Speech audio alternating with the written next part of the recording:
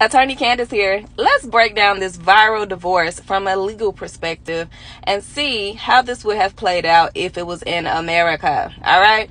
So as you know, the famous couple here, they're a Moroccan married couple. The husband's a soccer player. And recently the wife went and filed for divorce, and she asked for half of her husband's estate, right?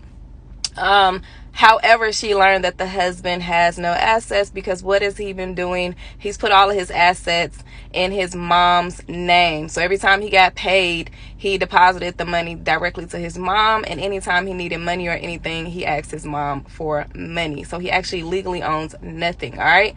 So I am not sure of the Moroccan rules, but I'm going to talk about America and how this would have played out in America. Specifically, had she been in what's called a community property state. So in America, we have about 9 states that are considered community property states. And what that means is any wealth or any assets that are accumulated during the marriage is considered community property. And that means that both spouses have equal share in those assets, right?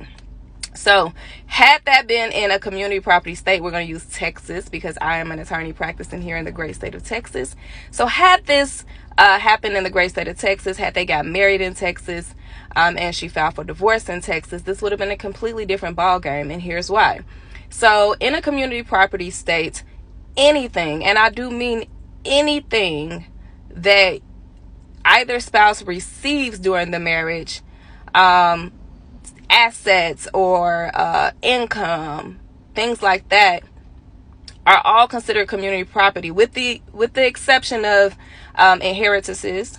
So if a spouse inherits some money or something like that, or if they're gifted some money, then that doesn't count, right? Or if they have property before the marriage, that's considered separate property.